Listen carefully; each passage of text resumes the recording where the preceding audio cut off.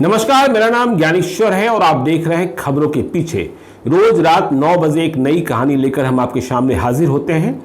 तो आज हम और आप हैं खबरों के पीछे के एपिसोड नंबर 99 में, और श्रृंखला अब भी जारी है सिवान के शहाबुद्दीन की। हमें पता है कि कल रात एपिसोड 98 को देखने जानने के बाद से ही आप इस बात की बहुत ही बेसब्री से प्रतीक्षा कर रहे थे कि जब 2004 में पहली बार शहाबुद्दीन के किसी ऐसे ऐरे गैरे को नहीं, बहुत खास या यूं कहें कि शहाबुद्दीन की परछाई माने जाने वाले रियाजुद्दीन को गोली मार दी गई, तो फिर क्या सब हुआ।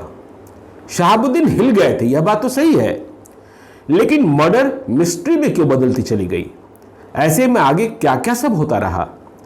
शहाबुद्दीन ने अपनी आदत के मुताबिक तुरंत का बदला तुरंत अजय सिंह से क्यों नहीं लिया। अजय सिंह की पत्नी कविता सिंह तो अब हिना शहाब को चुनाव हराकर जेडीयू की एमपी भी हैं। तो आज ये पूरी कहानी तो आपको हम बताएंगे ही, इसी के लिए आपके साथ जुड़े हैं। लेकिन खबरों के पीछे के जो नए दर्शक हैं, रोज जुड़ रहे हैं नए, उन्हें जैसा हम रोज बताते हैं वैसा आज भी बता रहे हैं। शहाबुद्दीन की सीरीज खबरों के पीछे में एपिसोड नंबर 71 से शुरू हुई थी, इसलिए शहाबुद्दीन को पूरा जानने को आपको खबरों के पीछे का एपिसोड नंबर 71 से लेकर 98 तक भी जरूर देखना चाहिए। दूसरी जरूरी बात यह कि शहाबुद्दीन की सीरीज अब जल्द ही खत्म होने वाली है। इसके बाद हम मुजफ्फरपुर के हेमंत शाही और बेगूसराय के कामदेव सिंह की पूरी कहानी आप सबों को बताने जा रहे हैं। इसलिए यदि अब तक आपने हमारे YouTube चैनल खबरों के पीछे को सब्सक्राइब नहीं किया है तो जरूर कर लीजिएगा, और यदि इस वीडियो को Facebook पेज के माध्यम से देख रहे हैं तो पेज को लाइक कर दीजिएगा। फिर यह बात भी कि किसी जानकारी, कोई कहानी, कोई सुझाव, इसके लिए आप मुझसे संपर्क करना चाहते हैं तो संक्षेप में लिखें और हमें gyaneshwarlive@gmail.com पर मेल कर दें। समय से हम आपसे बातचीत भी करने का प्रयास करेंगे यदि आप अपना नंबर देंगे। तो शहाबुद्दीन के सबसे खास रियाजुद्दीन के मर्डर की मिस्ट्री की कुछ ही कहानियां अब आप सुनिए। वाकया 2004 का है, यह तो आपको पता ही होगा। पहली कहानी तो यही सामने आई कि अजय सिंह की गोली से मारा गया रियाजुद्दीन, जिसे जिंदा या मुर्दा पकड़कर लाने को शहाबुद्दीन ने बोला था। पर इस कहानी में शहाबुद्दीन को यकीन नहीं हुआ बहुत, और इस कारण ही शहाबुद्दीन ने पहले चुनाव फिर कहानी में झोल को देख रियाजुद्दीन का बदला तुरंत का तुरंत नहीं लिया। लेते भी किसे, क्योंकि झोल दिख रहा था। उधर रियाजुद्दीन की हत्या के बाद अजय सिंह का नाम गांव नंदामुरा में ही नहीं पूरे सिवान तक फैल गया, चमक गया। पटना तक भी खबर आ गई, और खबर ये कि अजय सिंह नाम का कोई शख्स सिवान में निकला है जिसने पहली बार शहाबुद्दीन के सबसे खास, या यूं कह लीजिए कि शहाबुद्दीन की कंपनी के, शहाबुद्दीन के गैंग के नंबर 2 रियाजुद्दीन की हत्या कर डाली है। और इसके बाद भी भागा नहीं है, ललकार ही रहा है। रियाजुद्दीन की हत्या की रिपोर्ट सिसवन थाने में लिखाई गई थी। मेरी तब की डायरी में FIR संख्या 25/04 लिखी हुई मिलती है। FIR मनोज सिंह ने ही लिखाई थी, जो अजय सिंह को जिंदा या मुर्दा लाने के लिए रियाजुद्दीन के साथ ही गए थे। रियाजुद्दीन की हत्या से चर्चा में आए अजय सिंह को आगे चुनावी प्राइज भी मिला। लोगों ने मान लिया कि सिवान में शहाबुद्दीन से बंदूक की ताकत के साथ भी कोई लड़ सकता है तो वह अजय सिंह ही है। ओम प्रकाश यादव 2004 का चुनाव हार ही गए थे। अजय सिंह की जिंदगी फरारी की हो गई। इस बीच एक और बड़ा कांड हो गया। ब्लॉक का चुनाव था। शहाबुद्दीन ने अपने लोगों को विक्रम कुमार के घर पर जमा कर रखा था, और शहाबुद्दीन के लोगों को कौन छूता, पर यह मिठक भी टूटा। रियाजुद्दीन की हत्या के बाद दूसरी बार यह मिठक टूट रहा था। कहा जाता है कि अजय सिंह और साथ में कुछ अन्य अपराधियों ने मिलकर विक्रम कुबर के घर पर अटैक किया और इस शूटआउट में शहाबुद्दीन का समर्थक संदीप सिंह मारा गया। आगे फरवरी 2005 के बिहार विधानसभा चुनाव में फरार अजय सिंह ने अपनी मां जगमातो देवी को निर्दलीय रघुनाथपुर विधानसभा क्षेत्र से चुनाव लड़वा दिया। फरवरी 2005 में निर्दलीय लड़ी। सबों को चौंकाते हुए जगमातो देवी चुनाव जीत गई। इसके बाद ही अजय सिंह और जगमातो देवी जेडीयू व नीतीश कुमार की नजर में आ गए। राष्ट्रपति शासन में जब फिर से 2005 में बिहार विधानसभा का चुनाव हुआ तो इस बार जगमातो देवी जेडीयू के टिकट पर चुनाव जीत गई रघुनाथपुर से। उनके निधन के बाद, मतलब जब जगमातो देवी का निधन हुआ, तो अजय सिंह ने पितृपक्ष में विश्वकर्मा पूजा के दिन शादी कर पत्नी कविता सिंह को विधायक बनाया और आगे वह एमपी भी बन गई। अजय सिंह की इस कहानी के आगे जाकर हम रियाजुद्दीन की मर्डर मिस्ट्री में आए कई ट्विस्ट को समझने की कोशिश करते हैं, आपको समझाने की कोशिश करते हैं। पहली कहानी तो यही चलती रही कि जब प्रतापपुर से अजय सिंह को जिंदा या मुर्दा लाने को दस्ता चला तो इस बात की खबर कैसे भी नंदामुरा गांव में ही रह रहे अजय सिंह को लग गई। अब यह बड़ा सवाल था कि शहाबुद्दीन गैंग में कौन भेदिया था। शहाबुद्दीन तो खुद जेल में थे, लेकिन यहां किसने भेद कर दिया, किसने अजय सिंह को खबर दे दी। खैर, अब अजय सिंह को खबर तो लग ही गई थी, चाहे जिस भेदिए के माध्यम से मालूम हुई। पिता को, अजय सिंह के पिता को माले वाले पहले ही मार चुके थे। अजय सिंह के रिश्ते का एक भाई संजय नाम बताया जाता है, वह कुछ दिनों तक शहाबुद्दीन के साथ भी रहा था। इसे भी बाद में माले वालों ने मार दिया था। शिवान के खबरी कहते हैं कि अजय सिंह ने प्रतापपुर से मिली जानकारी के बाद कि उसे मारने के लिए दस्ता चल दिया है, अजय सिंह ने फैसला कर लिया कि आज भागेंगे नहीं। यदि आज भाग गए तो जाएंगे कहां? शहाबुद्दीन के डर से न तो सिवान में कोई रिश्तेदार छुपाएगा और न ही किराए का कोई मकान मिलेगा। तो मरना ही है तो आज ही फैसला कर लेते हैं। सो अजय सिंह ने अपनी मां जगमातो देवी को बताया। देखिए, 2004 का वाकया, तब विधायक नहीं बनी थी। मां को समझाया कि आज लड़ेंगे, मरना होगा तो मर जाएंगे, बाकी भाई आपकी, मतलब मां की देखरेख कर लेंगे। पूरा परिवार ज्वाइंट ही था, शायद आज भी है। और जब निर्णय हो गया तो साथ रहने वाले कई लोग थे, उनसे पूछा गया। कहा गया कि शहाबुद्दीन का दस्ता मारने को आ रहा है। शहाबुद्दीन का नाम समझ ही सकते हैं। तो ऐसे में कौन कौन लड़ेगा मेरे साथ? हमें तो लड़ना है। और कौन कौन नहीं लड़ेगा? कुछ लोग जब शहाबुद्दीन का नाम सुने तो पीछे हट गए। अजय सिंह को प्रतापपुर से दस्ते की रवानगी का सही वक्त पता था, इसलिए इस बात का भी अनुमान था कि वे सभी कब तक हमें मारने को यहां पहुंच जाएंगे। शिवान में अजय सिंह साइड के खबरी बताते हैं कि सिर्फ 7 लोग तब के दिन शहाबुद्दीन के दस्ते से लड़ने को अजय सिंह के साथ तैयार हुए थे। फिर अजय सिंह का पूजा पाठ में बहुत भरोसा है, दिन के हिसाब से कपड़े भी पहनते हैं।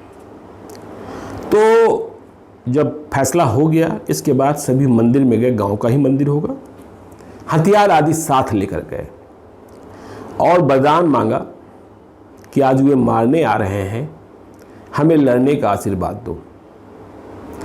जब मंदिर में पूजा पाठ हो गया तो इसके बाद वह जगह तलाशी गई, सड़क से नीचे, खेत में कह लिए, जहां भी कह लीजिए, तलाशी गई, जहां से दस्ता दूर से ही आता दिख जाता।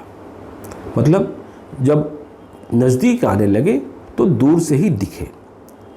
दस्ते की गाड़ी, दस्ते में कौन कौन सी गाड़ी है और उसमें कौन कौन लोग सवार है, यह सब कुछ तो भेदिए ने बता ही दिया था।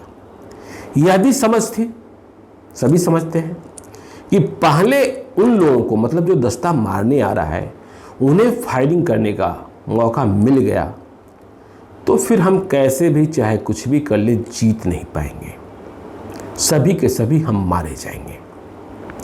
खबरी कहते हैं कि जब सब कुछ प्लान हो गया उसके बाद जमीन में ऊंट देखा है ना आपने, ऊंट के शरीर की तरह अजय सिंह और उनके लोगों ने ईंट की दीवार बना ली, पीछे खड़े होकर पोजीशन लिया। बहुत वक्त नहीं लगा, मतलब इंतजार नहीं करना पड़ा। दस्ता सामने से दिख गया। जैसे ही दस्ता सड़क पर करीब आता दिखा, मतलब फायरिंग रेंज के भीतर, इन लोगों ने गोलियां चला दी। जैसा प्लान था, शहाबुद्दीन के सारे लोग अचानक चली इन गोलियों से चकरा गए। ये क्या हुआ, गोली किसने चला दी? तो विस्मित हो गए और सबसे पहले कि गोली कौन चला रहा है इसे देखने को सबसे आगे की क्वालिस गाड़ी में बैठे रियाजुद्दीन ही नीचे उतरा। वह कुछ समझता इसके पहले फिर से गोली चलने लगी और गोली सीधे रियाजुद्दीन को लग गई। वह ढेर हो गया। इसके बाद तो कुछ हुआ ही नहीं, पूरा शहाबुद्दीन गैंग भाग गया। उधर से भी, मतलब अजय सिंह के साइड से भी बहुत सारी गोलियां और नहीं चलाई गई। रियाजुद्दीन गिर चुका था, ढेर हो चुका था, सारे लोग भाग चुके थे। इसके बाद अजय सिंह ने अपनी जीत का, मतलब आज की जीत का, शहाबुद्दीन पर जीत का, बंदूक की लड़ाई में, खुद शहाबुद्दीन तो आए नहीं थे लेकिन उनके गुर्गे आए थे, जीत का जश्न मनाया। लेकिन ये जो स्टोरी थी जो चलती रही, हवा में तैरती रही, और ऐसी ही स्टोरी वे सभी बता रहे थे जो साथ में गए थे। इस स्टोरी से शहाबुद्दीन 1% भी संतुष्ट नहीं हुए, लेकिन उन्होंने तय किया कि पहले चुनाव हो जाने देते हैं, चुनाव तक कोई विघ्न बाधा नहीं डालते हैं। चुनाव हुआ, जीत भी गए, और इसके बाद इस मर्डर मिस्ट्री में जितने इफ़वर्ट्स थे उसकी तफ्तीश शहाबुद्दीन ने शुरू कर दी। सबों से पहला सवाल तो यही कि इस प्रतापपुर से जब दस्ता निकला तो इसकी खबर अजय सिंह को कैसे लग गई, कौन है वो भेदिया, और इतने समय से कैसे लगी कि वह पूरी तैयारी वहां कर बैठा।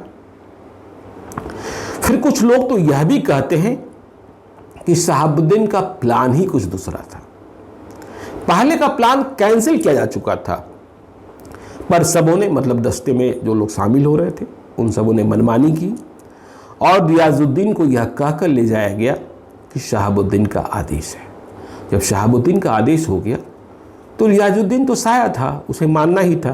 खैर, शहाबुद्दीन को अपनी जांच में इस बात का भी जवाब दस्ते के किसी सदस्य से नहीं मिला कि चलिए उधर से गोली चली, अजय सिंह के लोगों ने गोली चलाई, अजय सिंह ने गोली चलाई, रियाजुद्दीन को गोली लग गई, वह गिर गया, पर तुम सबों ने, मतलब जो दस्ते में बाकी लोग थे, तुम लोगों ने क्यों नहीं फायरिंग की? क्या तुम्हारे पास हथियार कम थे? क्या तुम्हारे पास गोलियां कम थी? गोली क्यों नहीं चलाई? तो और बिना गोली चलाए भाग क्यों गए? मेरी पहचान, मतलब शहाबुद्दीन की पहचान कभी ऐसी तो रही नहीं है कि गोली चले और भाग जाए।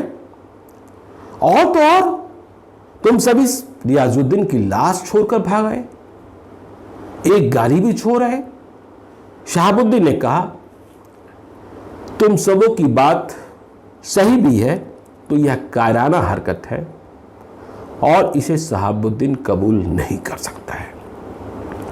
लेकिन तभी एक और थ्योरी आ गई जो इफ़वर्ट्स चल रहे थे मर्डर मिस्ट्री में, जिससे शहाबुद्दीन के होश ही फाख्ता हो गए। यह कहानी ये थी कि रियाजुद्दीन को गोली आगे से नहीं पीछे से लगी थी। अब तो शहाबुद्दीन का गुस्सा फट पड़ा, आगे नहीं पीछे से गोली। तो इसे कंफर्म करने के लिए शहाबुद्दीन ने तमाम तरीके के हथकंडे अपनाए। शक गहरा हो गया। शहाबुद्दीन को लगने लगा कि अजय सिंह की गोली लगती तो रियाजुद्दीन को आगे गोली लगती। अब गोली आगे से लगी थी या पीछे से लगी थी, शहाबुद्दीन ने आखिरी निष्कर्ष क्या निकाला इस बहस में हम नहीं पड़ते। लेकिन एक बात सच है कि इसके बाद से ही शहाबुद्दीन की कंपनी या शहाबुद्दीन के असली गिरोह में फूट की शुरुआत हो गई। याद रखिएगा, शहाबुद्दीन का गांव प्रतापपुर मूल रूप से ठाकुरों मतलब राजपूतों का गांव रहा है। इस बात को अपने इंटरव्यूज में शहाबुद्दीन यह कहकर कबूलते भी रहे हैं कि ठाकुर कभी किसी से डरा नहीं करते।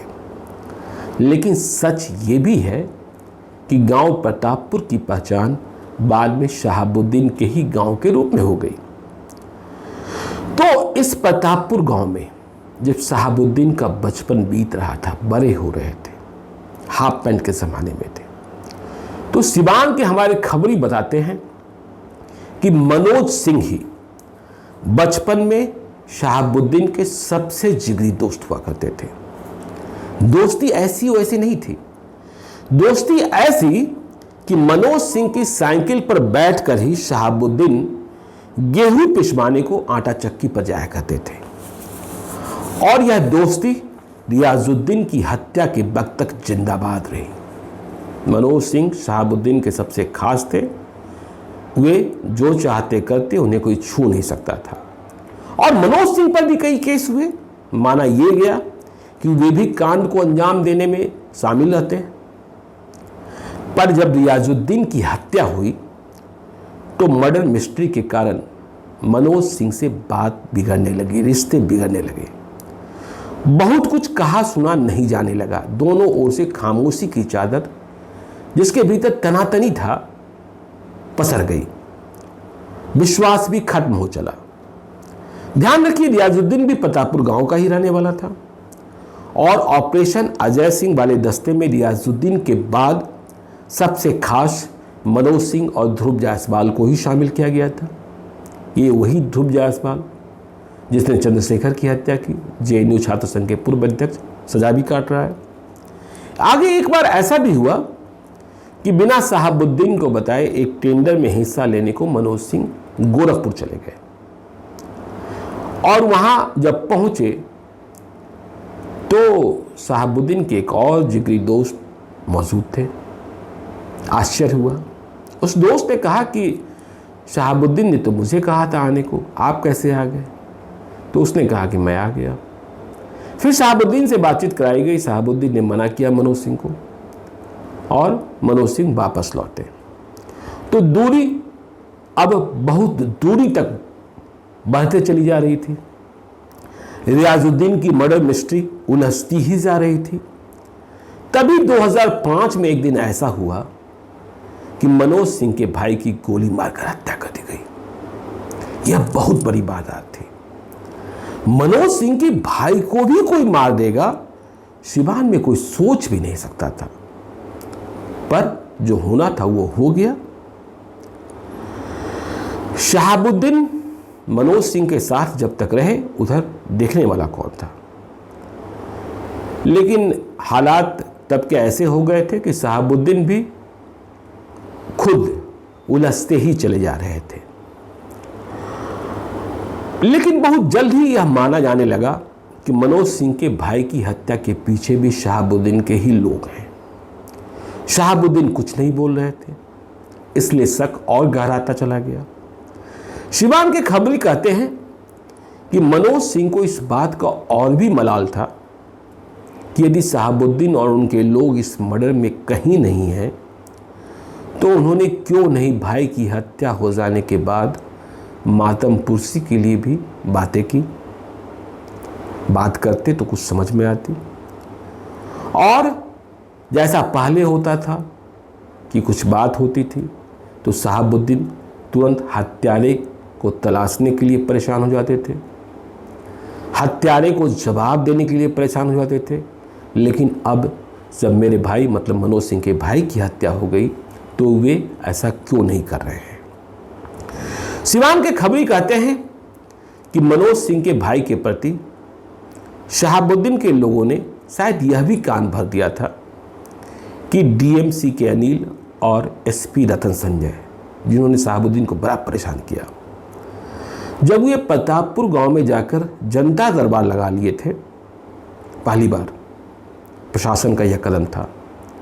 तो इन लोगों की भी, मतलब मनोज सिंह के परिवार की भी दिलचस्पी थी। ये आरोप, ये शिकायत सुनी जाती है।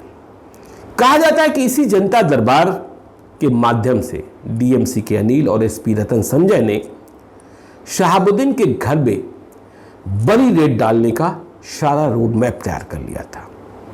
इसके पहले तक तो कोई जानता ही नहीं था कि शहाबुद्दीन के घर के कितने रास्ते हैं, किधर से घुस सकते हैं, किधर से निकल सकते हैं, कितने बेडरूम हैं और क्या क्या है।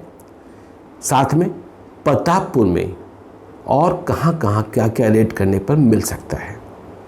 खैर, इसके बाद मनोज सिंह ने शहाबुद्दीन से लड़ने का प्रण ले लिया। प्रशासन भी साथ रही, प्रशासन की मदद भी मनोज सिंह ने ली। फिर वे चुनाव लड़ने लगे, एमएलसी भी बन गए और 2014 में एमएलसी से इस्तीफा देकर जेडीयू में शामिल हुए। वह शहाबुद्दीन की पत्नी हिना साहब के खिलाफ लोकसभा का चुनाव लड़ा, हालांकि चुनाव हार गए। 2014 में आपको याद होगा कि बीजेपी के टिकट पर ओम प्रकाश यादव चुनाव जीते थे। मतलब अब जो लड़ाई थी भीतर भीतर दिख रही थी, वह खुले में दिखने लगी मनोज सिंह बनाम शहाबुद्दीन। तो आज की कहानी इतनी ही। कल रात को मिलेंगे ठीक 9 बजे खबरों के पीछे के एपिसोड नंबर 100 में, मतलब नंबर 100 में। तो आज हमें दीजिए इजाज़त। और अब तक आपने हमारे चैनल खबरों के पीछे को सब्सक्राइब नहीं किया है तो जरूर कर लीजिएगा। और यदि इस वीडियो को फेसबुक के माध्यम से देख रहे हैं तो पेज को लाइक कीजिएगा। धन्यवाद।